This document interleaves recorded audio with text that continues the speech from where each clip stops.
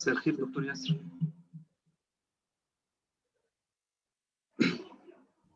مساء الخير. مساء النور يا دكتور. مساء النور. مساء الخير، ازيك؟ اخبارك ايه؟ مين معايا؟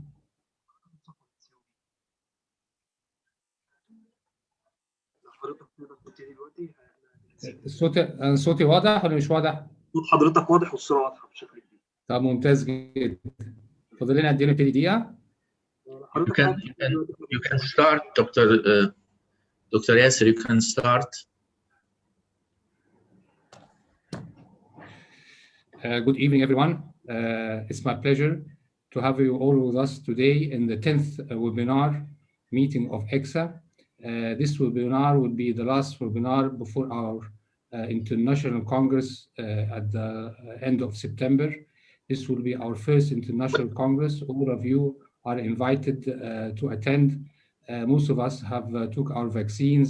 I think as we approach the date, it will be much more comfortable for people to travel and see the sightseeing, marvelous sightseeing in Egypt. This webinar will be on massive rotator cuff, when to open, when to do arthroscopy. It's my pleasure to introduce our speakers. Dr. Mohammed Assasi from Cairo University. Dr. Andreas Papakopoulos. He is Associate Professor in Orthopedics, Patras University Hospital, General Secretary of Hellenic Arthroscopic Association, and he is a board member of the AO chapter in Greece. Also, he is the chairman of the ISCOS. Also, it's a pleasure to have with us Dr. Ahmed Andil. He is a professor of orthopedics and shoulder surgery at Alexander University. Dr. Kavakos from Germany. I heard that he had some health problems. I wish that he can join us. And also Dr. Bassem Feliga, who is the president of the EXA, and he is the head of the GOC Center in Egypt and Germany. Also, Dr. Uma Sirkommaras, he is a professor on Johns Hopkins University, and he is one of our friends, and he attended several webinars. And as I said, I wish to invite you all, Dr. Andrea and Dr. Uma, to our coming Congress in Egypt. So we can begin our program. The first presentation will be Dr. Mohammed Al-Assasi, decision-making in massive rotator cuff tear. Go ahead, Dr. Mohammed. Welcome our guest speaker. Welcome my professors. My presentation title today, Decision-Making in Massive Rotator Cuff Tear. Massive tear, rupture of at least 2 cuff tendons. Factors to be considered in decision-making: tear size, etiology, patient's age, patient's demands. Management options. Non-operative treatment. Older patient with low demands, few symptoms, diffuse or unfit for surgery. Non-operative approaches include activity modification, local steroid injections, physiotherapy. Physiotherapy aims to relieve stiffness, improve strength of muscles, scapular stabilization, coordination of muscle co-contraction, improvement of proprioception, deltoid rehabilitation. Arthroscopic rotator cuff repair. Various studies have shown better clinical outcome with repair of massive tear compared with non-operative or other surgical approaches. Various methods to help complete repair: margin convergence, single and double internal slides, bicep tendon augmentation, patch graft, combined with additional procedures such as subacromial decompression, acromioplasty, biceps tenotomy or chemodesis if required. Subacromial decompression. Repair of massive tear may be impossible due to tendon retraction, muscle atrophy, and fatty degeneration. In 1992, Bochart described 3 kinematic patterns with massive tears. One of them, the stable fulcrum type. Tear of the superior cuff with intact anterior and posterior cuff provide a suspension bridge for coupled deltoid and cuff action. With this biomechanical model, older individuals may be adequately treated with debridement and decompression without repair.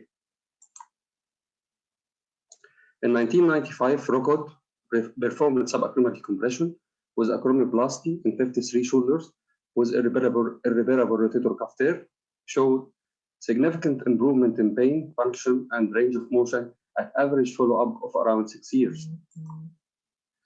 Gartzman reported improvement in shoulder function in 79 100% of patients treated with open debridement and decompression for irreparable cuff. However, he also reported them to inferior to rotator cuff repair.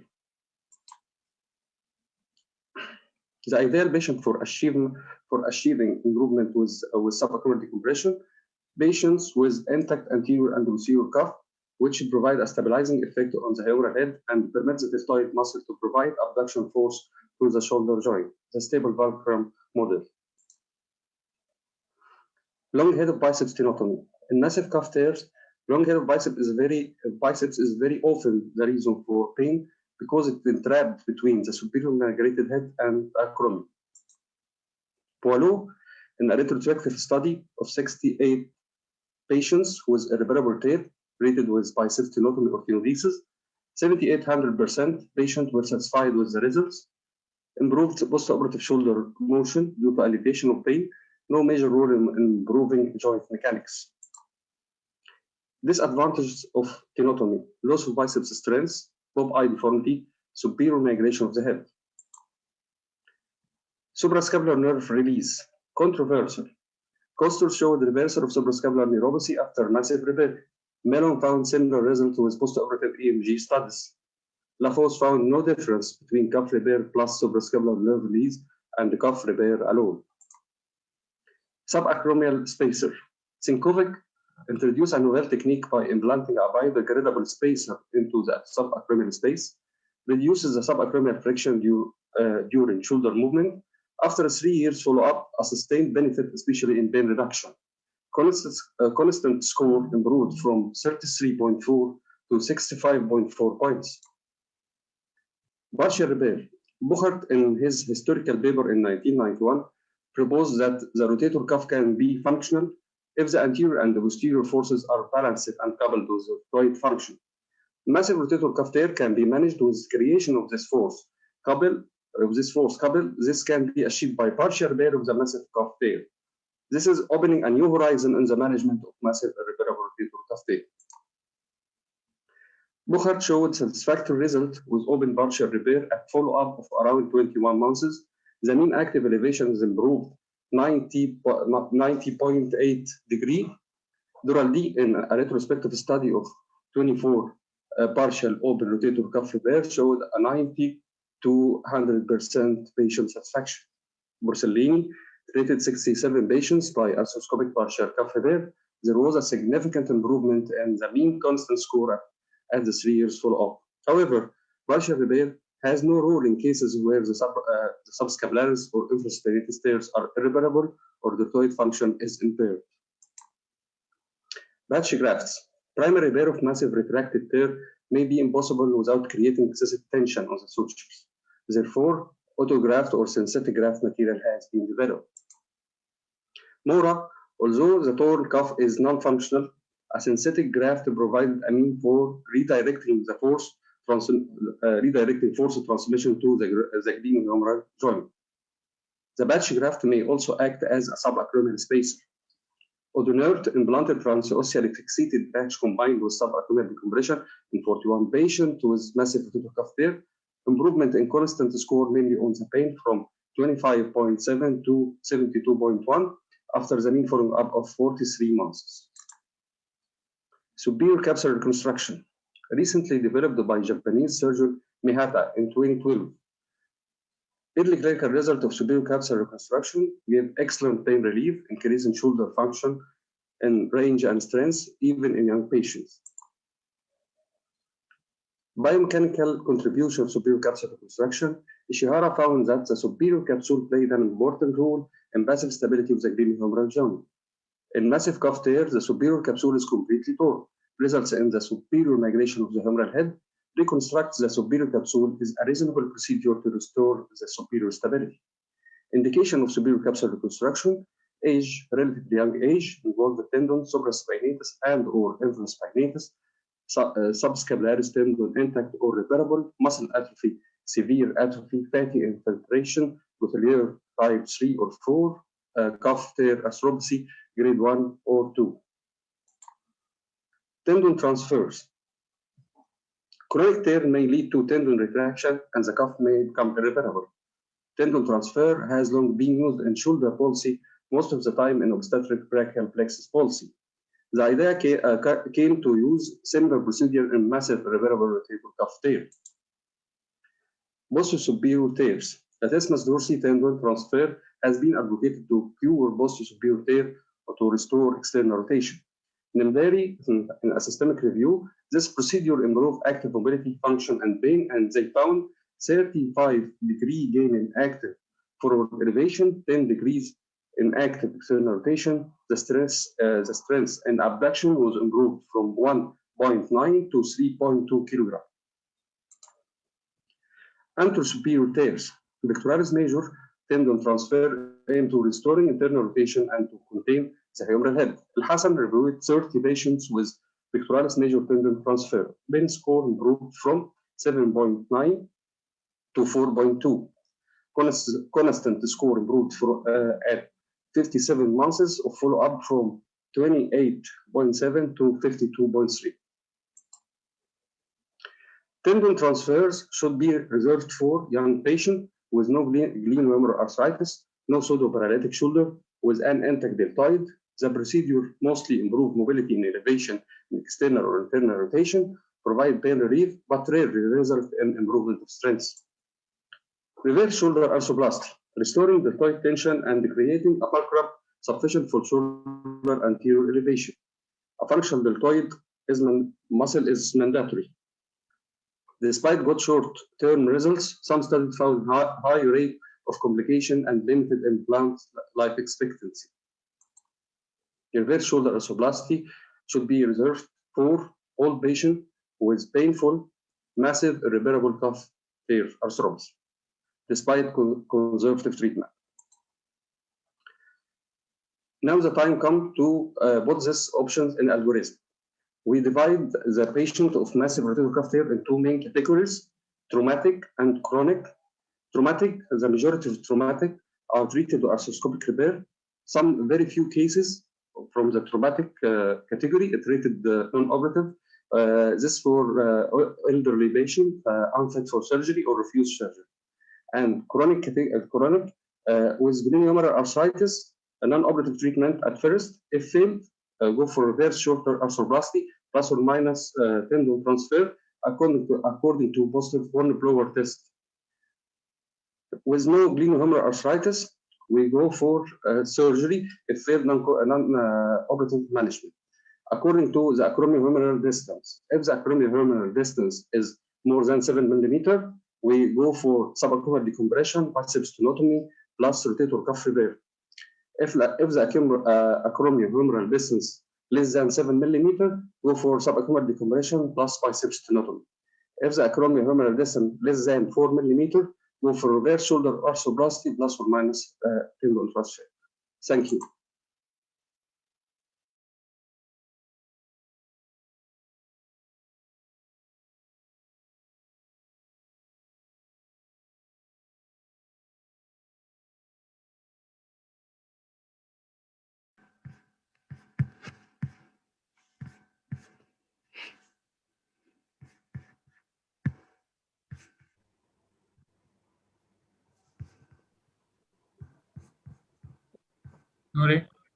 Sorry for the internet has dropped from me. It's my pleasure to introduce Dr. Andrea in this presentation. Very interesting topic. It will be on open transocular suture repair of large massive rotator cuff. Dr. Andrea, please. Yes. Thank you very much for your invitation. It's a pleasure for me, an honor to present this presentation. The problem is that I have stopped to do open rotator cuff repair the last 15 years. So I had some, some old issues from when I was a resident. But with this presentation, I just want to to summarize this algorithm. So definition of a large or massive rotator cuff tear is when the tear diameter is more than 5 centimeters, when we have a complete tear of 2 or more tendons, or a tear with a coronal length and sagittal width more than 2 centimeters.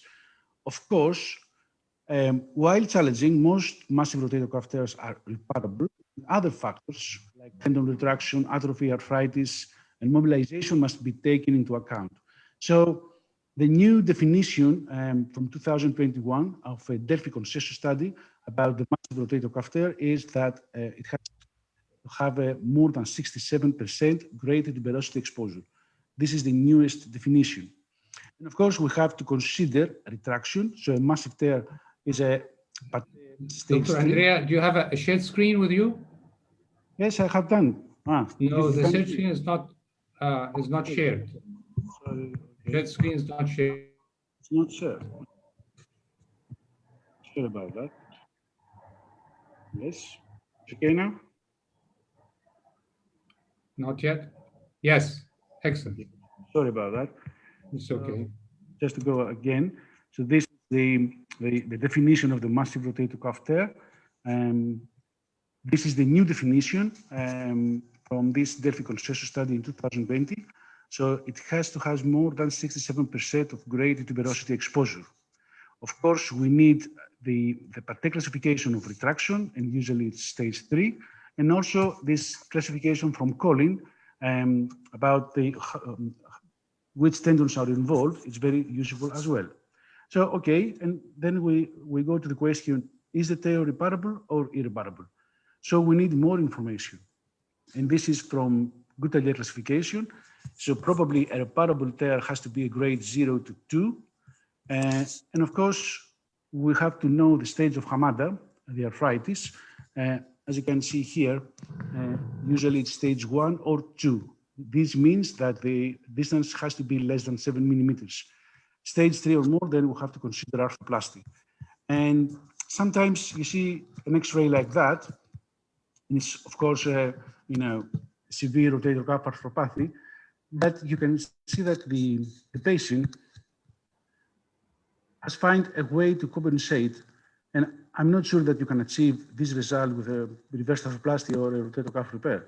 So he stops, and then he finds exactly the way that the deltoid can lift the hand up. It's bracing. Now, if you see 10 years ago, this publication from 2011 from Christian Gerber, this was the algorithm there. So when you have a pain or disability after a rotator cuff tear, also you have to consider if the tear is reparable or irreparable. So if it is, okay, we do repair. If the demands are low, then we can do a little bit steroid injection or bicep stenotomy, or if the main complaint is disability, we have to repair it. But when the functional demands are high, you can see if you have a pseudoparesis with loss of external rotation or loss of anterior elevation, you can see we had only these two options, reverse arthroplasty or latissimus dorsi transfer. 10 years later, we have all these new techniques: tendon augmentation, biodegradable balloon, superior capsular reconstruction, allograft reconstruction, plus the orthobiologics. Okay, but if you ask the UK shoulder surgeons about the preference for this type of tears in 2018, you can see physiotherapy, suprascapular nerve block, debridement, acromioplasty, and partial repair, either arthroscopic or open. And you can see all these new techniques are very low in the order. And of course, if the age is more than 75 years old, most of them prefer arthroplasty. Okay. This is the most recent systematic review about the irreparable massive rotator cuff tears. This is also a meta-analysis of patient-reported outcomes, reoperation rate, and treatment response. And you can see here these four, the first four: physical therapy, 30% failure rate, 30% went to surgery. A partial repair, up to 45% repair rate. Grafted deposition, 20% repair rate. And of course, the latissimus tendon transfer, again, a high percentage of repairs. So probably what is work? Probably this superior capsular reconstruction technique is very new, but the revision rate is quite low. And also arthroplasty, of course, you can expect a 10% prosthesis loosening and complications. You can see here that all this is all the options, and arthroplasty and graft deposition has the best outcomes. Now, what about the reparable tears? Again, we have an algorithm. And of course, we have to know what are the best outcomes for our patients and to know the indications and the outcomes that we can expect. If you see these very new studies, you can see that the arthroscopic partial repair for massive rotator cuff tear has a structural failure of almost 50%. If you see the reports for the superior capsular reconstruction, again, we have a complication rate of 30%. If we use graft accommodation, we expect a healing rate of up to 64%. And of course, we are not sure about the use and the benefits of orthobiologics, of platelet-rich plasma.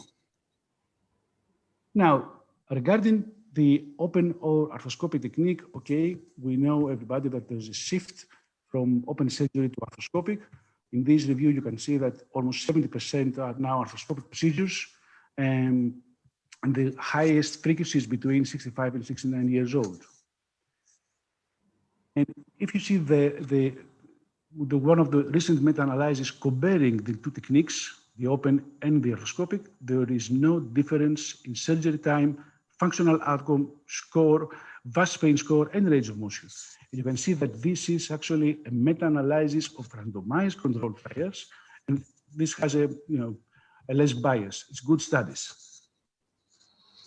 This is the most recent report of comparison between open and arthroscopic repair from 2020.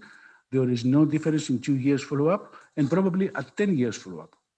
And both approaches result in very high patient satisfaction, but again, a retear rate of approximately 30%. So let's see what are the repair principles of rotator cuff tear. So everybody knows NIR, and this is the principles 50 years ago. An open superior approach, a subperiosteal deltoid takedown, a coracoacromial ligament excision, anterior acromioplasty, cuff tear mobilization, repair with bone tunnels, and early immediate passive range of motion. So let's see, are all these principles up to date? I'm not sure. We are not performed anymore, in my opinion, open superior approach. We don't take the deltoid down. I'm not preferred to do coracoacromial ligament excision. About the anterior acromioplasty, I will show you later. Probably it's not good to do it when you do a rotator cuff repair. It doesn't matter if you do the repair arthroscopically or open, with tunnels or with anchors. And we'll discuss a little bit about the range of motion. For me, the most important thing is the cuff tear mobilization. Okay, this is the most important principle for me. You can see here, with multiple sutures, you can bring your cuff back to its place. And for me, this is the most important thing, whatever you do it arthroscopically or not. The most important thing for an open approach for me is this thinning of the deltoid. You can see from this publication, it's very new, from 2020, MRI after an open repair. You can see the width of the deltoid preoperatively and then postoperatively. So we have the deltoid weakness after an open approach, and this is a problem. Regarding acromioplasty, there is no difference, and in my opinion, probably it's not good to do an acromioplasty when we do an open rotator cuff repair. This study from Longo said that probably the patients have a better outcome after 10 years follow-up without acromioplasty in rotator cuff repair. It doesn't matter if you do it arthroscopically or not, if you use anchors or transsocial sutures. The results are exactly the same as you can see here. And for small and medium tears, there is no recurrence, but for large and massive tears, you can see that the recurrence is quite high. It doesn't matter the way that you do it. And of course, you can do a transsocial suture technique arthroscopically with good results, or you can see with an open approach, very new publication from 2020, Gerber, Tomaso, Collin, Kempf, all these doctors, very new famous surgeons, sorry. So you can see that 50% of the patients had an excellent outcome, and only 10% are revised. This was for a massive rotator cuff tear. And all these patients had significantly better results if the repair remains intact. This is the most important thing. And this is a good way to obtain that. With a deltoid split approach, then you identify your tear, you mobilize your tear, and you made a very nice construct with transocean sutures or with anchors. It doesn't matter. Sometimes I have used this superior capsular reconstruction technique. This is an open case. It was a massive rotator cuff tear. You can see where is the head now. And you can see after the operation that the head has gone down. That's good, and the patient went very nice. So the technique of suturing, thousands of techniques, either an 8 configuration or a box configuration like that. I prefer to use tapes now. The last 3 years, I think it's better. So you can obtain a better compression, and you don't have this phenomenon for the suture, for the fiber wire suture to split through the tendon or through the tunnel. So I prefer tapes are better. Regarding the rehabilitation, this publication is very important because the stiffness, probably it's a protective effect for maintenance of your repair. You can see here that although the stiffness generally resolves in 5 years, the protective effect still persists at 9 years postoperative. This is important. So don't mobilize your patients too early. So for the question, if it is an indication for open repair, okay, probably if there is no availability of arthroscopic equipment or no experience in arthroscopic techniques. Probably it's easier to apply a patch or a superior capsular reconstruction open. I'm not sure about that. I have shifted my practice to arthroscopic. Of course, tendon transfers, whether to use arthroscopy or not for that. To remove some hard material if you have a plate with a rotator cuff tear. And of course, cost restrictions. But whatever you do, you have to follow the principles. In my opinion, visualization is better with arthroscopy, and tendon mobilization is easier as well. And this is my preferred method of fixation. So if I have a good stump, you first put your anchors. This is the medial row. If you don't have a good stump, then you can do a medialization of the footprint. But these are your first anchors, and then you put a central anchor that goes through the tendon, and you pull the tendon back, and you suture that. So you have bring your tendon back to the footprint. Then you tie your medial rows, and then you perform a suture bridge, because I think this is the best way to achieve a good contact of the tendon to the bone. And thank you very much.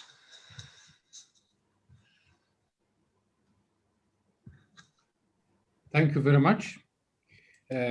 So now the presentation will be Dr. Ahmed Andil. It will be on arthroscopic repair of large rotator cuff tear using the suture anchors fixation techniques. Dr. Ahmed.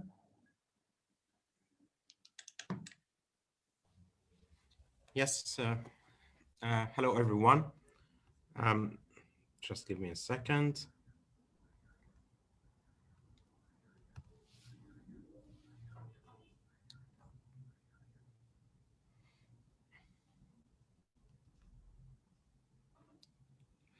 So my talk will be about the principles of treatment of massive rotator cuff repair. Actually, when we're facing a case of massive rotator cuff tear, we have too many questions like who has pain? Why do they have pain and or weakness? And when should we operate? What operation should we do? And what are the goals of the surgery? And which method of treatment is correct? Actually, it's a big dilemma. We have to know that these patients usually come with different presentation like the following one, either pseudo-paralysis with or without pain, weakness with or without pain. Sometimes they come with a very good function, strength, and this may be associated with pain or even without pain. Sometimes they come with a failed prior surgery with associated pathology, such as deltoid injuries. Before going to furthermore, we have to define the problem, and we have to differentiate between massive and irreparable tears. By definition, North American definition by Cofield, he said that a massive tear, this is a tear which exceeds 5 centimeters in diameters. And as regard the European definition by Gerber, he said, when we have more than 2 tendons torn after debridement, this is a massive tear. Actually, 80% of these tears are posterior superior, meaning that they are supraspinatus and infraspinatus tears, and while about 5% they are anterior superior, subscap, supraspinatus, and infraspinatus. There are certain key factors that we should consider when treating such cases, like quality of tendon tissue, muscle quality or quantity, meaning atrophy and fatty degeneration, the quality of bone, neurogenic cause of pain or weakness, and of course, the surgeon's skill, which is very, very important. Gerber and others, they mentioned that the tendons which tear are never normal. And delamination usually occurs, and this affects the technique. Tendon quality correlates with muscle quantity and quality. So if you look at this video, this is an arthroscopic view of intra-articular. You can see the probe is going between 2 layers. This is the superficial layer and the deep layer. And if we go to the subacromial space, you can see the grasper is holding the deep layer. So there is delamination. This is very important when you deal with a massive tear because the deep layer should be repaired. And many of us don't repair the deep layer and usually repair only the superficial layer. When we come to the muscle quality and quantity, we have to know that muscle atrophy is reversible. And GP Warner just graded muscle atrophy into different grades, as you can see in the photo. But fatty infiltration is irreversible. As you can see on the left side, this is a normal muscle in patient with cuff tear. But on the right side, we can see and notice the fatty infiltration in patient with cuff tear. So fatty infiltration is very important, and Guerrier just classified this fatty infiltration into different stages, and according to the stage, this tear can be repaired or can be irreparable. When we come to the bone quality or osteopenia, so on the left, you can see a recent tendon tear, and on the right, a case of chronic tendon tear. And so chronic tears usually affect the bone quality and the anchor fixation. Usually you put the anchor in this area, and you can just see the amount of bone in this area in chronic tendon tear that may affect the fixation and the repair. Next point is the neurogenic cause of pain. The suprascapular nerve dysfunction with massive rotator cuff tear is not a rare problem. And this has been proven by Burke and GP Warren, who just made an EMG study on 26 massive rotator cuff tear. And they found that about 27% of the cases had a suprascapular nerve dysfunction. So this is due to traction on the nerve by that retracted tendon. And when we do arthroscopic partial repair of the posterior cuff, this usually will result in clinical improvement and recovery of the suprascapular nerve dysfunction. We can see that there are certain relevant factors in case of irreparable cuff tear. Of course, we should take into consideration the smoking history. And when we examine the patient, usually has mild weakness, hornblower sign, and external rotation lag sign. X-ray will show a static proximal migration of the humeral head, as you can see. And of course, in the MRI, will show us a marked and significant fatty infiltration. So if we face this situation, this is an irreparable rotator cuff tear, and we shouldn't go and try to repair it because it's going to be a failure. So what are the options that we have in case of irreparable rotator cuff tear? Well, we can do debridement and biceps tenotomy. We may do partial repair, aiming to just relieve the tension on the suprascapular nerve and improving the function and the pain of the patient. Or we can just attack the suprascapular nerve by doing a decompression and cutting the suprascapular ligament. Of course, latissimus dorsi tendon transfer and PIC major tendon transfer, as mentioned before by my colleague. And at last, one of the options is the reverse prosthesis. I'm going to show you an interesting case. This is a 52-year-old man who had a chronic pain, which was about 8 out of 10. He couldn't sleep and he felt weakness. And he stopped playing golf because of that. As you can see, the MRI, there is a severe retraction and tear of the supraspinatus and infraspinatus tendon. And this was his MRI.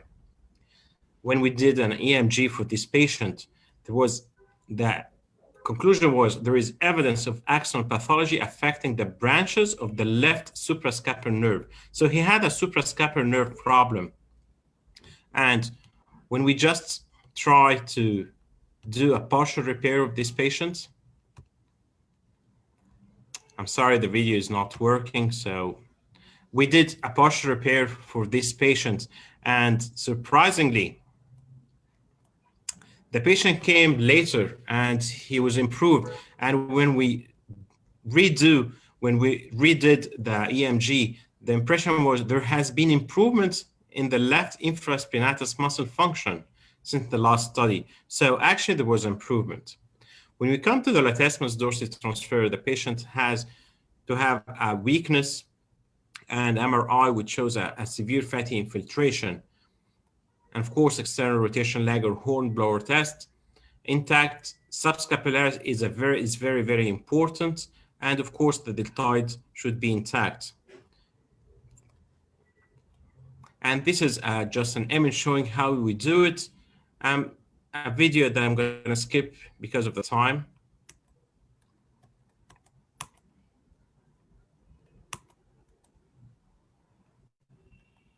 Same thing for the subscapularis. If we have irreparable anterosuperior cuff,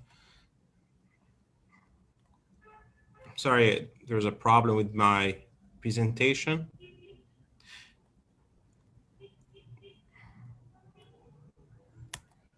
So when we have an irreparable anterosuperior cuff, the same thing when we do an MRI, we can see a significant fatty infiltration of the subscap and extreme or excessive external rotation under when we examine the patient under anesthesia. So we may do a PEC major transfer, and there are several techniques mentioned in the literature, either the Rockway technique, Resch, or Warner technique. As you can see in these images, how we do the PEC major transfer. So, and if we have a pseudoparalysis with pain, as you can see with this patient, and with an external rotation lag and Hornblower sign, as we can see, so the only solution is to do a reverse shoulder arthroplasty to regain the function and improvement.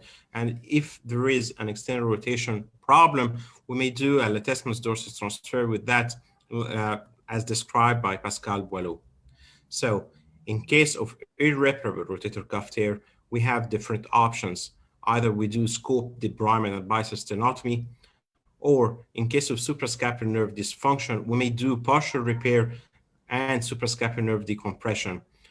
Or we may do latissimus dorsi transfer or PEC major transfer according to the torn tendon. And lastly, the reverse shoulder arthroplasty, which may be very helpful in such a case. So for conclusion, the patient problem should be well determined in order to choose the best treatment option, because if you fail to plan, so you plan to fail. Thank you very much. Thank you very much, Dr. Ahmed Andil. The next presentation will be on arthroscopic transosseous repair of large rotator cuff. Dr. Kovacs from Germany. Is he with us?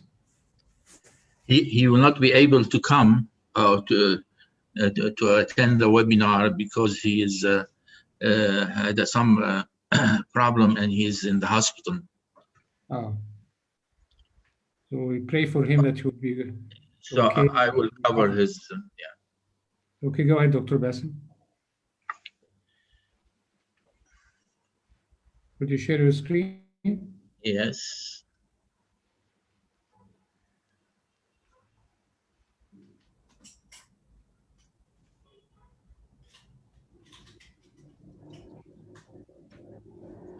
Thank you, Dr. Yasser.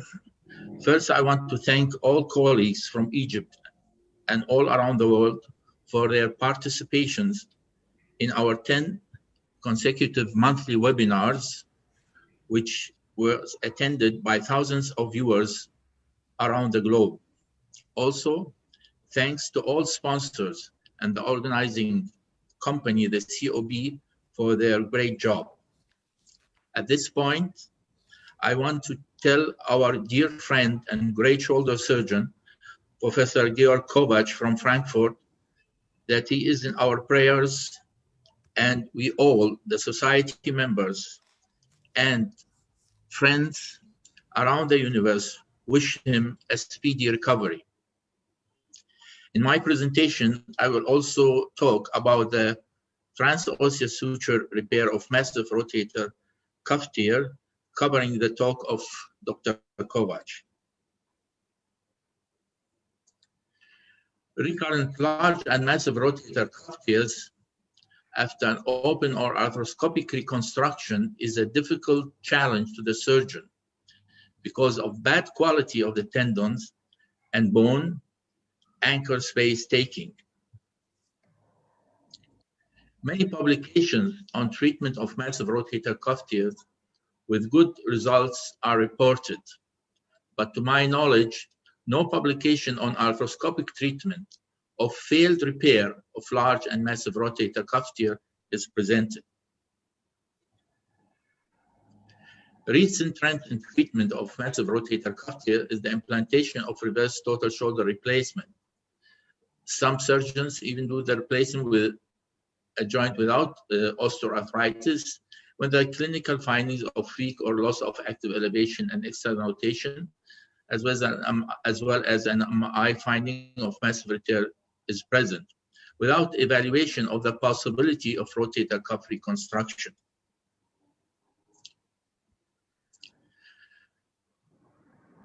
Arthroscopic,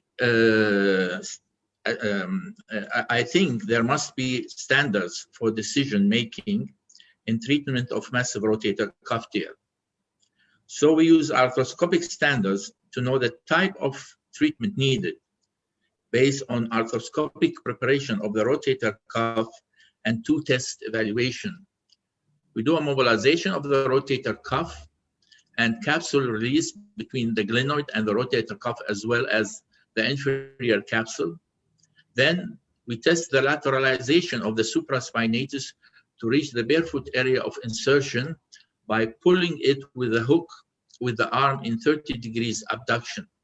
So if we reach that point, then it is a positive supraspinatus pull-out test. The other test is the possibility of pulling the subscapularis and infraspinatus with a hook upwards.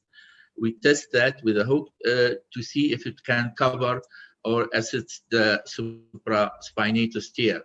This we call the tendon transpositioning test. If these tests are positive, so we go for an arthroscopic repair. If the arthroscopic repair is not possible for any reason, say surgical skills or not availability of equipment, then we recommend mini open repair or open repair. If the tests are negative, we recommend a reverse total shoulder replacement. If this is not possible, then we can do an arthroscopic palliative anterior acromioplasty. As mentioned by my colleagues before, it may some relief of pain, but it will not affect the function. Synthetic patches are also used recently, and this will be also discussed by my next speaker, Dr. Oma. The technique of reconstruction of large and massive rotator cuff tear is targeting a reconstruction of a supraspinatus for head stabilization during elevation. We divide these techniques into three types: the basic reconstruction, the bicep-assisted reconstruction, and the tendon transpositioning. Basic reconstruction of a large U-shaped tear, the repair steps is a side-to-side suture to develop a margin convergence as described by Burkhardt, and then the prepared margin is transossally fixed to the bone. The reconstruction of a large L-type tear is by finding the apex of the L-type and pulling it anteriorly to see at which point we want to suture it. And at this point, we pass a suture through the bone so that we can pull the suture through the tendon using a chop needle puller or any device, and then tie this end to the bone. After that, we do the transosseous suture fixation of the rest of the tear and the end-to-end suture repair. Now, reconstructing of infraspinatus large tear associated with massive tear is done by the same way, pulling the upper end of the infraspinatus upwards and finding the point where we want to suture it. At this point, we pass the suture through the bone, and then we pull the suture through the upper end of the infraspinatus tendon. So we suture it and fix it here up. Afterwards, we see if there is any larger tear downstairs. We can suture it with so-called transosseous humeral matrix suture repair by passing the suture with K-wire through the bone and tying two sutures anteriorly to make a matrix repair. In case of a subscapular tear, the same technique is used, but here we have to avoid to do the suture below the biceps tendon if it is present. And transosseous matrix suture is done if it is needed. Now, the biceps assisted reconstruction, this technique, we lateralize the biceps, we remove it from the sulcus and do a bicep tenodesis laterally so that the biceps is in the middle between the infraspinatus and the subscapularis. And on it, we suture the remainder of the rotator cuff. And finally, we cut the biceps from its origin above the glenoid. Tendon transpositioning repair is also done arthroscopically, can be done. That is by resecting the upper half of the subscapularis, for example, here in this case, and then pulling this part upwards and suturing the lateral margin to the bone and the medial margin to the remainder of the supraspinatus. These are the instruments which I use. I use for the suture placement, the giant needle, and for the pulling of suture through soft tissue, this chop needle suture puller. Here we see how we use this needle to pass the suture through the tendon.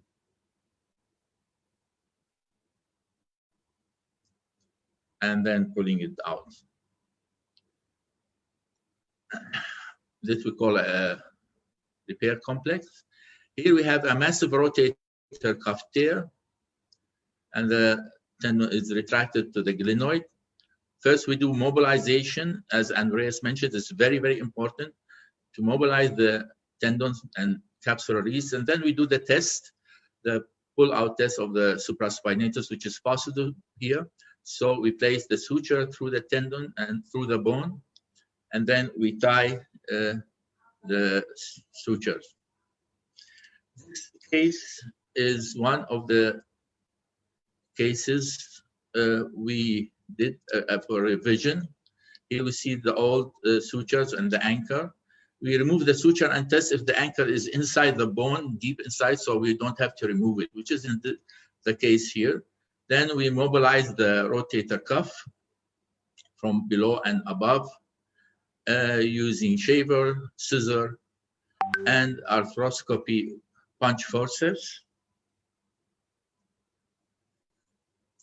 Then we test the pull-out supraspinatus pull-out test, which is then positive here in this case.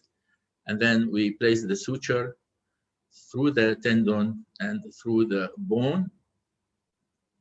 Here we pull the suture with a chopped needle puller through the infraspinatus also. And then we pull the upper ends of the sutures out through the instrumentation portal and make a sliding knot and tie the sutures. We see here, we have a complete coverage and a very good and solid fixation. We are usually faced with a problem which is leaving a hole, in the bone after removing the anchor. This is problem of fixing the tendon in the bone. So I think in this case, the only possible technique is the transosseous suture fixation. Here we see one case which we use also recurrent. We remove the anchor because it was loose. And here, after removal,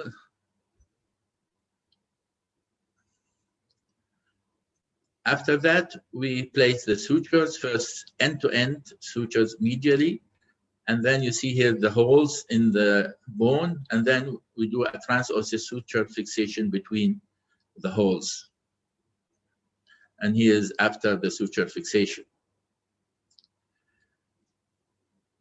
13 cases of large and massive rotator cuff tears out of 48 failed rotator cuff repairs were reoperated between August 2017 and January 2021. 11 of these 13 cases had a successful arthroscopic reconstruction. The follow-up was between 6 months and 40 months, the average 28 months. The average results, according to CONSTANT score, was good, and according to the American Shoulder and Elbow Society NEAR score, was satisfactory. There were 5 males and 8 females. All cases were dominant. 85% of the cases had a double row fixation in the first surgery, and 15% has a single row fixation. 12 cases had a metal anchor, and 1 had an absorbable anchor. The average number of anchors used was 3.8 per case. The time between the first and the second operation was an average of 24 months, between 6 months and 10 years. The 11 cases were treated arthroscopically,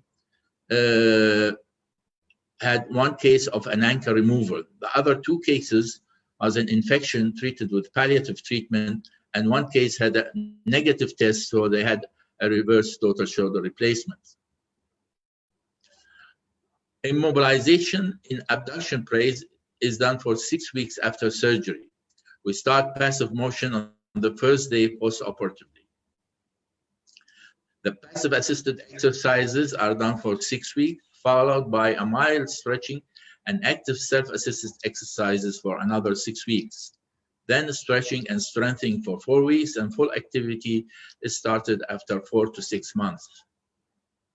Interesting that the average active elevation improved from pre-operatively 71 degrees to post-operatively 172 degrees.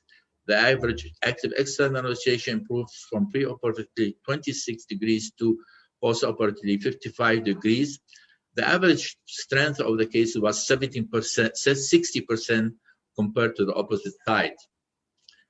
So in summary, the best therapy, in our opinion, is the arthroscopic reconstruction if the standards are available, which I mean the positive tests. If the arthroscopic treatment is not possible for any reason, as the skills are not present or equipments are not present, we recommend mini open repair or open repair. In case of if the standards or the tests are negative, we recommend a reverse total shoulder replacement. If this is not possible for financial reasons or any other reason, then a paralysis subacromial decompression is recommended. So I can say that the treatment is arthroscopic evaluation, and after that decision what to do, to go arthroscopically, you go open, or you go in a prosthesis. Thank you very much for your attention. Thank you very much, Dr. Bassem. I think Dr. Bassem presentation has covered the both topics. And now the coming presentation will be Dr. Uma, Johns Hopkins, under the title, Graft Usage in Large and Massive Cuff Tear. Low trap transfer is done arthroscopically and without anchors. Dr. Uma?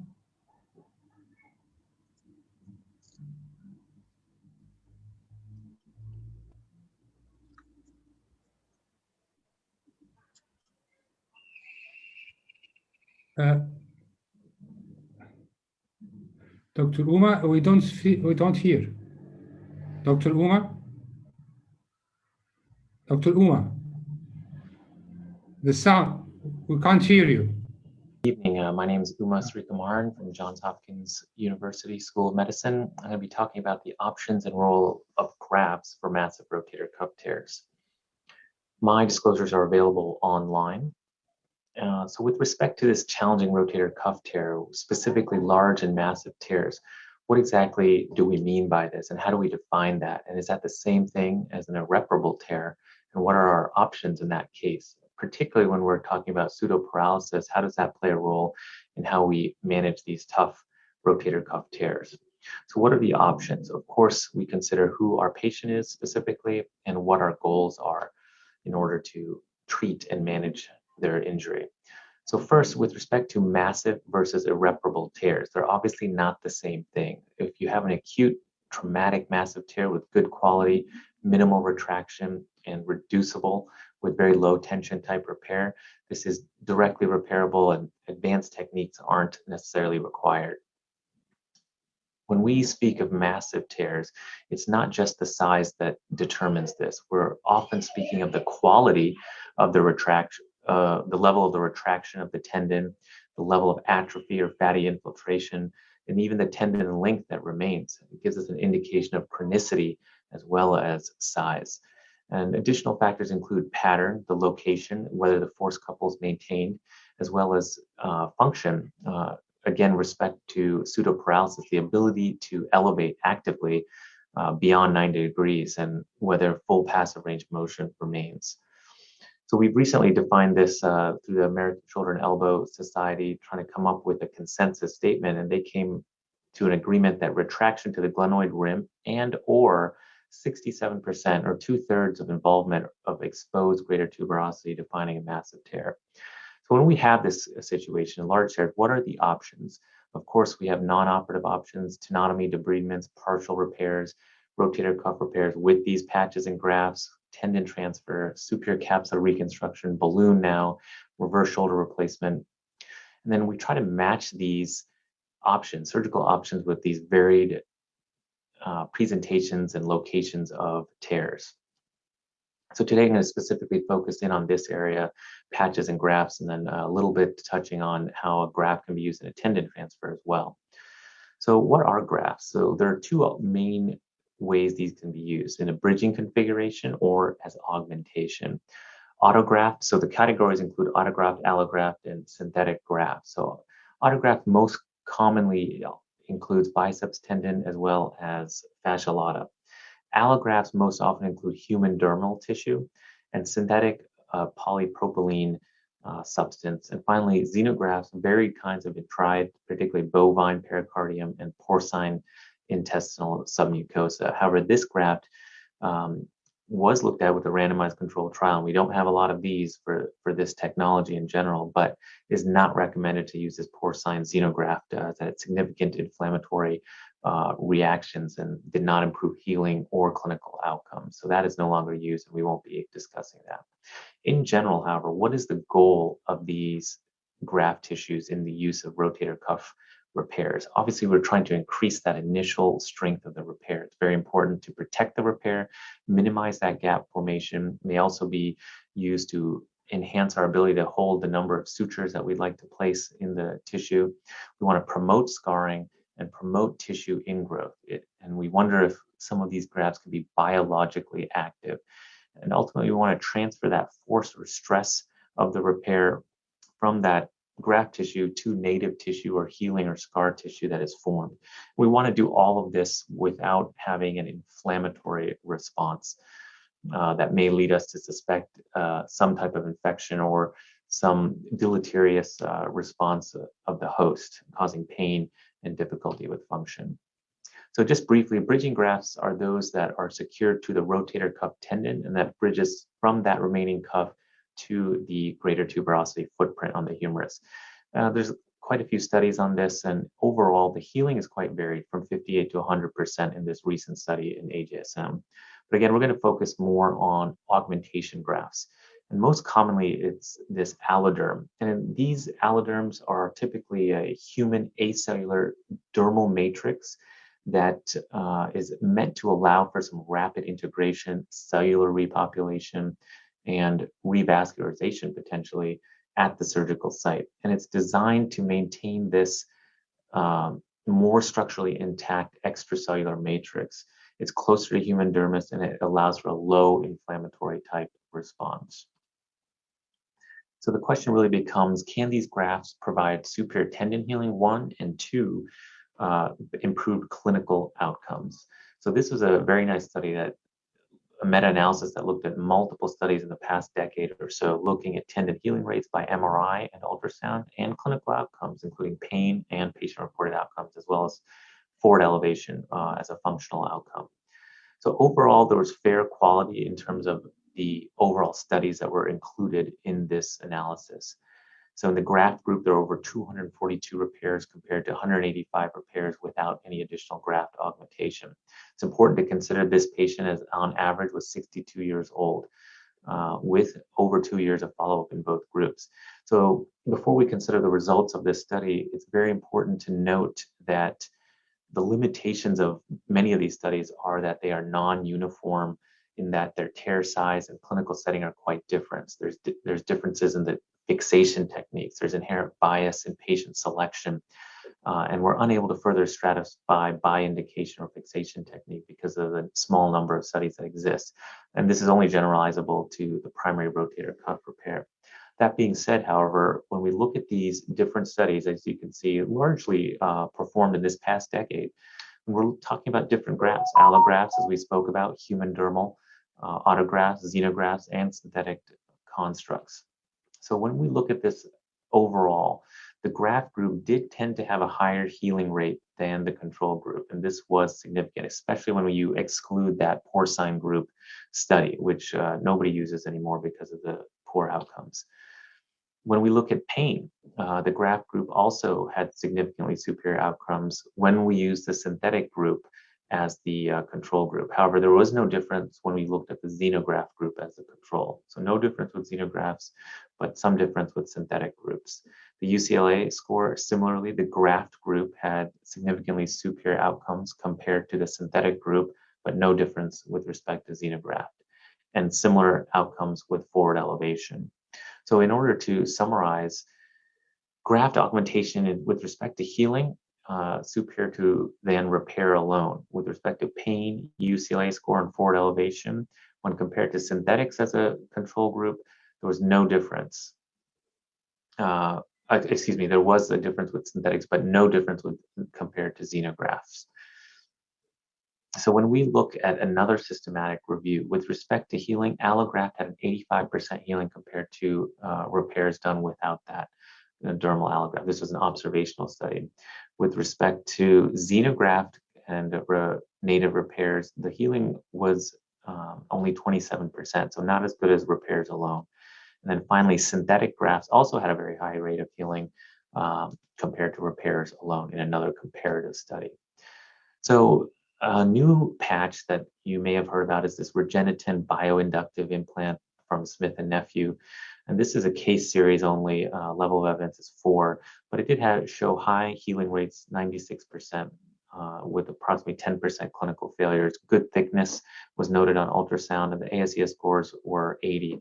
And this is a high volume surgeon, very skilled, obviously, so it's unclear when compared to a control group, as these were all fully repaired tendons, what the outcomes would be and what the incremental benefit is of this type of graft. So more to come on this type of graft and the newer options currently available.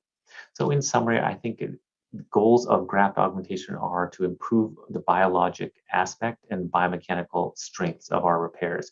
However, not all grafts are created equal. So it's very important to consider the graft material, its type, and even the thickness of an individual graft. Dermal allograft, for example, from 1 millimeter to 3 millimeters thick can be quite different.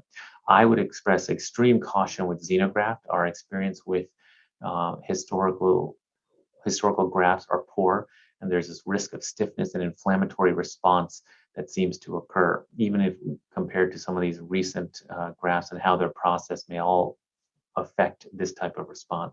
I think the best evidence comes from dermal allografts and their use as augments to our rotator cuff repair. Another interesting area, which I'll briefly touch on, that uses grafts that can extend a tendon transfer, is this lower trapezius graft, as described by Dr. El-Hassan and extensively published on. This can provide an enhanced benefit to direct repairs. As you can see, the improvements in SSV and DASH scores are quite good, including range of motion, particularly if they've maintained a preoperative forward elevation over 60 degrees. And I think that at this time, you have more and more studies coming out that this type of tendon transfer, again, using a graft now with a new muscle, the lower trapezius, can enhance our outcomes. In this case, Achilles tendon augmentation is typically performed. However, now our preferred approach is to do this technique with arthroscopic assistance for the graft insertion, but without any use of anchors. It can be done completely transosseously. And we use this Achilles tendon graft as is originally described, and it eliminates the expense of anchors, but also eliminates the bone space required to place additional anchors. This is often a revision situation. So a simple device can allow you to place these tunnels as shown here. And we'll just briefly review the approach with this case study.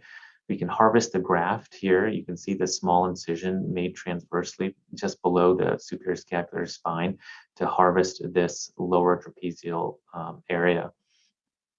So we make an incision there and expose through the subcutaneous fat and slowly then develop that corner of the lower trapezial tendon. We palpate the scapular spine to note our presence. Here we've identified that lateral border of the trapezius tendon. And then we again feel for the scapular spine to release only the lower portion of the trapezial tendon right off the bone. We tag that corner for later incorporation with our Achilles tendon allograft. We develop the plane both above and below the trapezial tendon. We protect the accessory nerve, so we only perform blunt dissection inferiorly and continue to release it on both portions, increasing its excursion and getting it prepped for our graft incorporation. And then we enter into our arthroscopic portion of the case where we will do the passage prep for the graft as well as the tunnel prep in lieu of anchors. So here we are viewing from laterally and exposing the scapular spine on its undersurface. You see the large tear with a poor tendon remnant. We're developing our passage for the trapezial graft and Achilles tendon all the way underneath the deltoid muscle and just exiting medial to that where we will advance. So here's the greater tuberosity. We're exposing it so we can see again from laterally. Then we'll switch to a posterior view and we can view from this perspective and place our tunnels. So the tunnels are placed very similar to where you would place a medial row of anchors. You make your pilot hole, your vertical hole into the tuberosity, one anteriorly and one posteriorly, just as you would in a double row type fixation. This is the hook device that allows you to place a tunnel instead of an anchor. This device enters from the anterolateral portal. You can insert it into your vertical pilot hole, and this will then connect a lateral tunnel with the vertical tunnel. And then a suture is passed that allows us to place our definitive tape sutures here, both blue and black. And then we repeat these steps for the anterior tunnel. This is the posterior tunnel with definitive tapes in place. This is our anterior tunnel that we're connecting now. Again, a suture is passed, definitive tape sutures are placed. We then grab these sutures from the medial exit entry and bring them through our trapezial Achilles graft passage posteriorly to our harvest site, and we interlock these into the graft of the Achilles tendon. And once that is performed, we can parachute the graft into this space by pulling on the lateral sutures. And that is demonstrated here, where the graft passage is widened with a clamp. And then you can see the Achilles tendon coming in that has some locked sutures through it. And we're pulling these sutures laterally to parachute it into place nicely over the greater tuberosity footprint. So you can see the graft has come in now. It's angling through the posterior passage. Now you see these suture tails that we simply have to tie. No additional suture anchors or rows are needed. We grab the sutures from the graft and a suture from the lateral tunnel there, as you can see here, one from each side. The colors are matched. So we grab a blue suture from the lateral tunnel, and then its matching set that's been locked into the Achilles tendon allograft. And this is tied down for a solid repair without anchors of our graft tissue into the greater tuberosity. And these steps are repeated with 2 tape sutures from each tunnel, achieving a good medial to lateral fixation of the graft into the greater tuberosity. Once we're satisfied with our fixation, we just irrigate the joint, and then we focus on securing the graft into our trapezial lower trap muscle. That's it. So how do we decide on what grafts to use? Often we're considering age and functional demand or someone's frailty. On the younger end of things, higher demand, we're trying very hard to do a primary rotator cuff repair and adding maybe a patch or graft to enhance our healing. SCR is a consideration, but our preference now is the tendon transfer with this Achilles tendon autograft to extend things in situations where we cannot get a primary repair or we feel like a graft is not appropriate. Partial debridements, reverses, and balloons we're leaving for a lower demand, older aged individual. And we'll often have to consider costs when we make a final decision. Thank you for your time. I'll be happy to take some questions at this point. Thank you very much, Dr. Uma. We have finished our presentations and we're going to begin a discussion. We have a few questions. Then I'll give you a small summary on our event in the coming Congress and the advantages of coming to Egypt and sharing in our Congress. So first of all, I'll begin the discussion. There's a question mainly on when do you do acromioplasty with massive rotator cuff repair? It's a simple question, but I will begin with Dr. Assassi. When you decide to do a formal acromioplasty or remove the acromial ligament, some surgeons do not prefer to do this. So what is your indication? In traumatic cases, traumatic rotator cuff, massive rotator cuff traumatic, you do acromioplasty? Yes, I will go for acromioplasty if the acromion, if there is a very large or huge spare.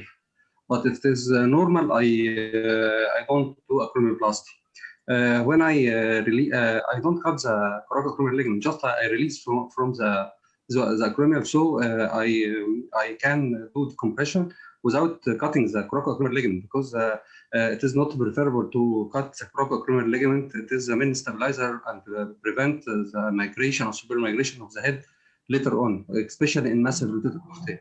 So I do acromioplasty only when it is complaining or when I see a large or huge spare in the MRI and X-rays. Thank you very much. Dr. Andrea?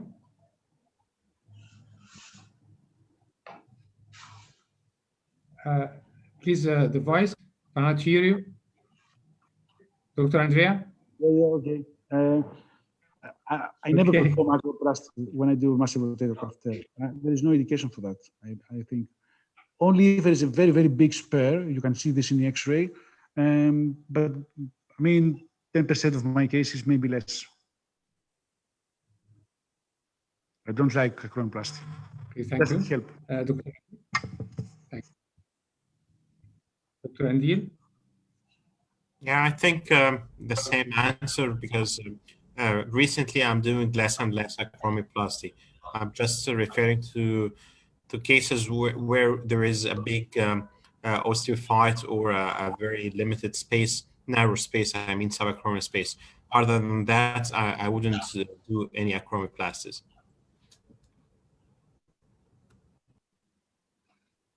Thank you.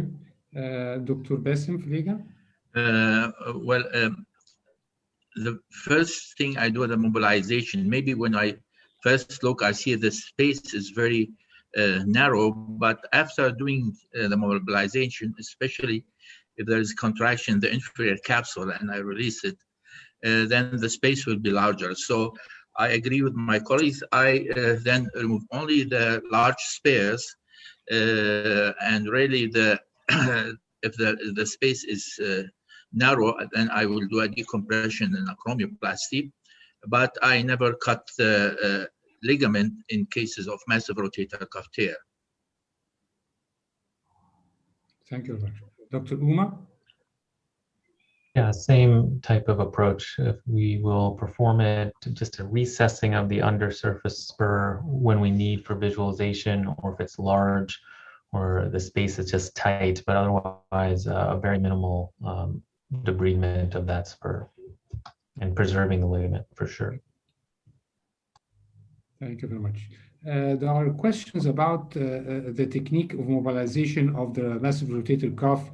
They are confused about the section superior and inferior to the rotator cuff, and you want to understand more about the superior capsular shift. So we want to hear your experience from this. Dr. Assasi, do you have some experience in how to mobilize the rotator cuff, which are retracted? Yes, I use shaver or diathermy to release the adhesions and the fibrous tissue under the surface of the supraspinates or under the surface of the rotator cuff and over the surface of the rotator. And I don't go beyond 2 centimeters beyond medial to the glenoid to prevent injury to the suprascapular nerve. And maybe I use also the interval slide. Can I use the dissector or scissor to slide the interval, double interval or single interval slide anterior or posterior to mobilize the tendon? And I release release adhesions from the undersurface and superior surface until I can retract the tendon laterally as I can without tension on the tendon to prevent failure later on. Thank you very much. I have the same approach. I spend more time to release the tendon than to fix it. So I think this is the most important part of the operation. You have to see very, very well. This is the most important thing. And I spend a lot of time, probably 15, 20 minutes for that. And then I do it. And the approach is the same, yes. You find it necessary to go inferior to the rotator cuff and release it from the capsule? Yes, a little bit more. In all your cases? It depends on the case, the retraction. Yes, it's you know your patient. The best thing with the arthroscopy is that you can see everything. Okay, and this is why I have shifted to arthroscopic surgery, not to open, because when you open the rotator cuff, you don't see nicely underneath, above. So arthroscopy, the main advantage is that you can see everything, posterior, anterior, medial, from inside, from above, so you can plan your your treatment after that. And in most cases, irreparable tears are reparable if you do a nice job there. You see the MRI and you say, okay, it's type 3, probably I'm not able to fix it. Or so my plan is to do a partial repair or a debridement or a biceps tenotomy, whatever. But when you clean and you see the remnants, and then you make your trial fixation, you see that, okay, this can close. And I spend a lot of time to do that. Thank you very much. Dr. Andil? Yeah, I think same answer like my colleagues. Yeah, I spend a lot of time to do the release. I just cut the coracohumeral ligament. The release should be subacromial and intra-articular. So subacromial, I should cut the coracohumeral ligament and release all the scar tissues and adhesions. And then I move intra-articular and I try to release the capsule between the glenoid and the adhesions between the glenoid and the tendons. And as Dr. Andres said, I just saw many cases with severely retracted tendons. When I do an extensive release and a good release, I figure out that I could have repaired them. So it's very important to do the release to avoid the tension, because repair with tension is not good. That's it. You mentioned in your presentation, Dr. Andil, that sometimes you find like a deep tear and a superficial tear. Could you tell us your experience? Yeah. How many cases do you mean find? the contamination? Yeah, actually, this was has been shown by Dr. Surgaya actually in 2008, and he mentioned that the infraspinatus insertion, it comes to cover to the supraspinatus, and many cases, especially in massive tear, you can find two layers, the superficial layer and the deep layer, and it's very important to notice that and to repair the deep layer, not only the superficial layer. So thank you very much. This is Dr. Bassem Fadika? Yes, I agree that the key for success is the mobilization. I usually spend a lot of time also in the mobilization, which is usually more than the repair itself. I start systematically. First, the supraspinatus below, not too deep, as Dr. Assesi said, and then also above the tendon. And then I go anteriorly between the supraspinatus and the infraspinatus in the interval, and I release till the base of the coracoid. Then I go to the infraspinatus and release adhesions also between the glenoid and the infraspinatus, as well as between the glenoid and the subscapularis. And finally, I go inferiorly and see if I need to do a release in the inferior capsule. Usually, I must do that when there is a proximal migration of the head. This is mostly due to contraction of the inferior capsule. The head is superiorly displaced. So by releasing it, I release it till the head comes back to its anatomical position. And then I do the repair. Thank you very much. Dr. Umar? Yeah, very similar approach. I like to start by releasing the rotator cuff interval all the way to the coracoid base, coming up over the coracoid base superiorly over the glenoid, releasing that capsule under the supraspinatus to posteriorly under the infraspinatus. Then we'll go into the subacromial space and do our full release of any adhesions to the scapular spine and medially to the coracoid base. And usually, as everyone has suggested, the mobilization is pretty reasonable at that stage. Mm-hmm. Okay, so we go to the second part of the question. I will leave it to anyone who wants to comment on his experience in the superior capsular shift for reconstructing the rotator cuff. So I leave it open. Anyone of our dear guests or dear presenters will give us some of his experience.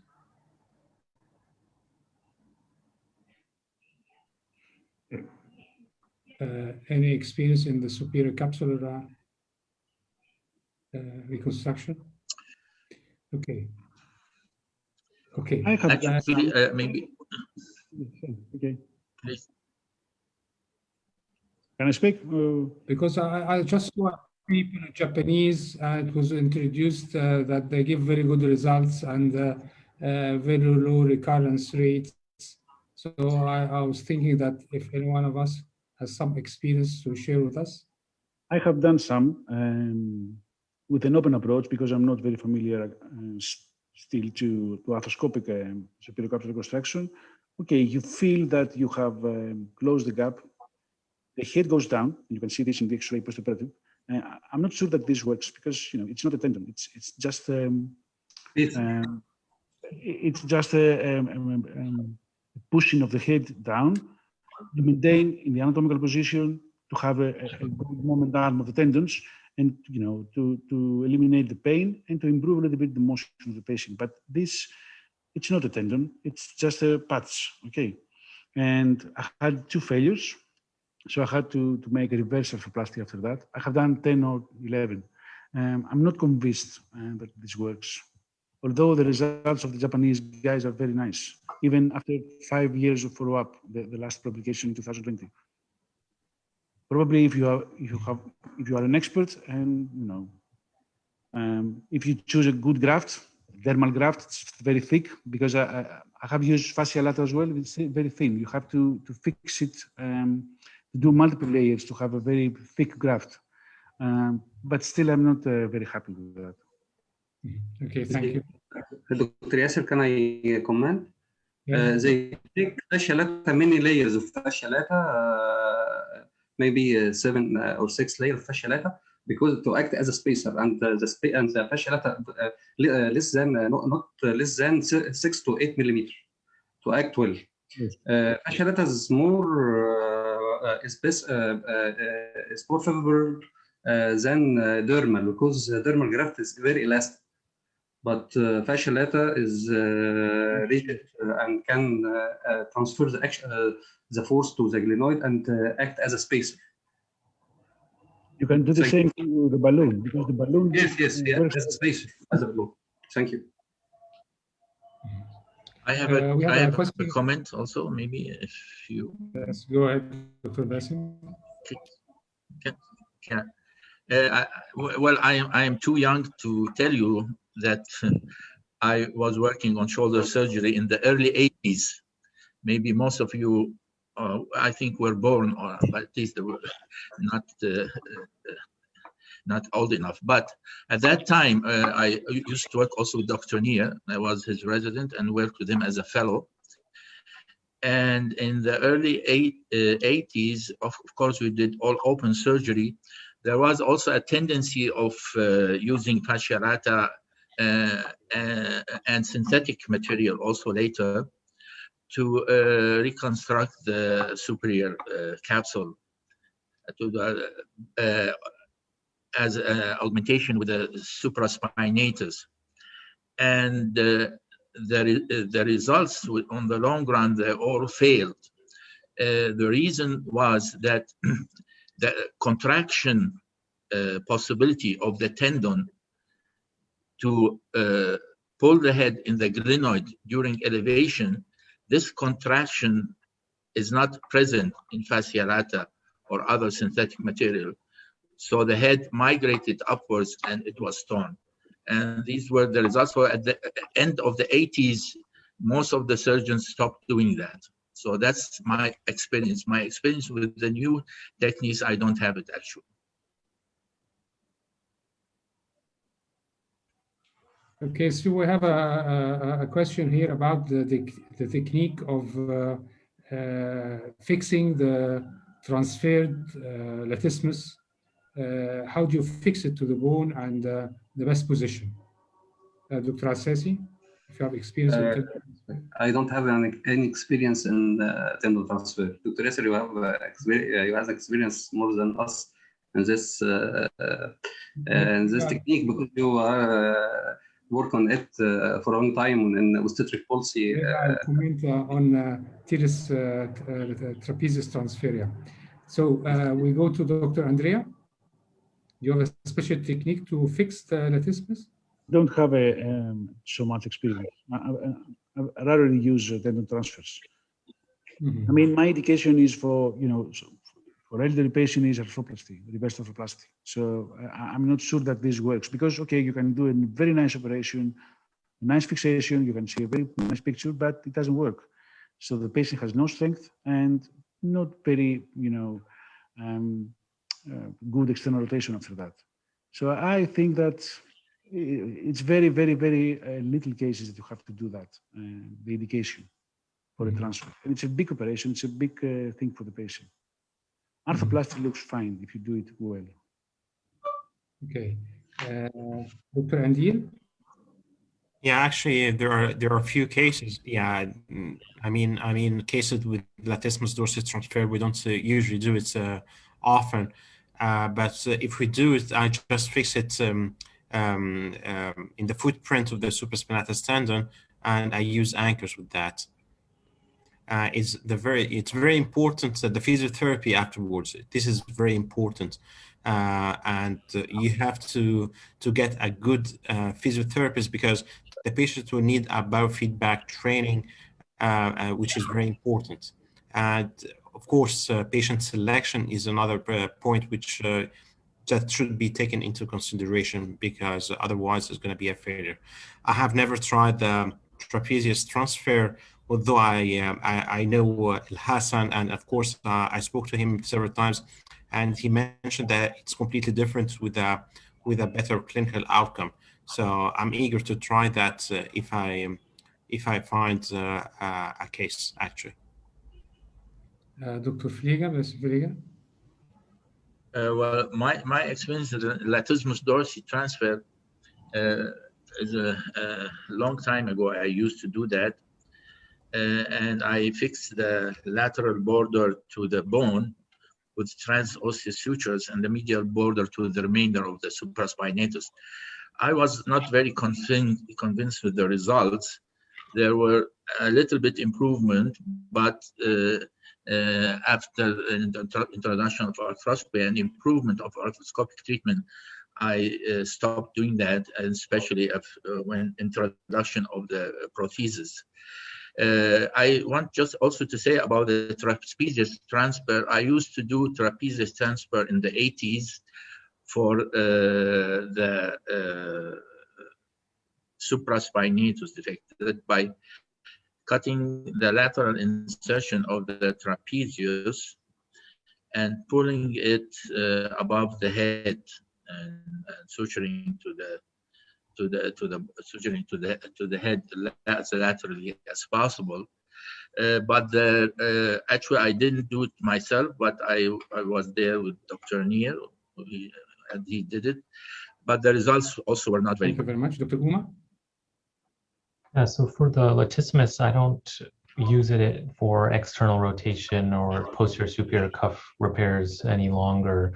I do like it for internal rotation for chronic subscapularis deficiency or failure. I think it's a good transfer for that purpose, with or without the teres major. Or if you need some isolated external rotation benefit without superior positioning of the graft, you can just put it on the other side of the humerus where it normally inserts. It can give a pretty good line of pull there. And using anchors or a transosseous tunnels right in the humeral canal is effective for that. I do like the lower trap now for posterior superior chronic cuff tears instead of either the superior capsular reconstruction or the latissimus. I think it's more reliable. Could you talk a little bit more about your trapezius transfer? You take the inferior part, how do you mobilize it? Is it always necessary to put a graft? Yeah, I do think if you just have a nerve injury and your native infraspinatus is intact but just not functioning, you don't need an additional graft. You can sew the lower trapezius into the native infraspinatus tendon.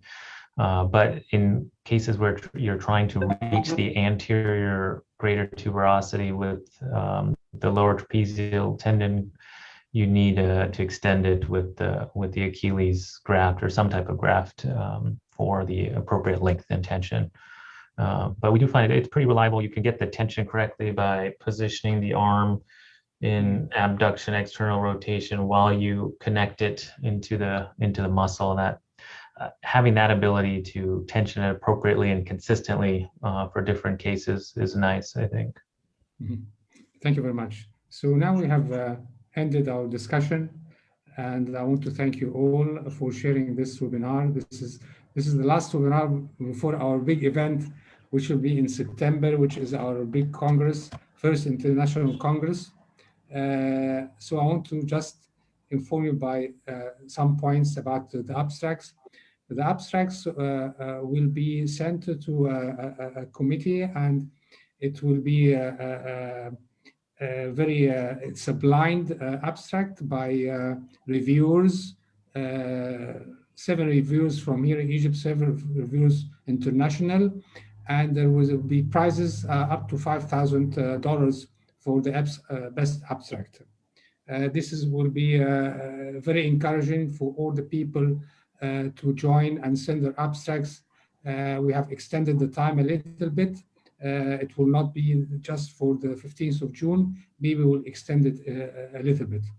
As regards the topics, because we have noticed that a lot of abstracts coming to us these days and we're reviewing, but I just want to clarify that it's in different areas. You can send them your topics if it's about instability, rotator cuff, arthroplasty, fractures, athletic shoulder, even physiotherapy. So we have realized in the last few abstracts, there is no abstract about fractures, which is a very important topic and a big session in our Congress. Of course, as I said, most of us would have taken our vaccines, so wish that you can come to Egypt and see a lot of sightseeing. And we have our company taking care of the Congress at the COB, and they have been with us for now about 8 months, very trustable, and they're going to help all of you to come and enjoy in Egypt. I want to thank you very much, and I hope seeing you in the coming Congress in September. Thank you very much. Thank you very much. Thank you, Chris. Thank you. Thank you. Thank you all.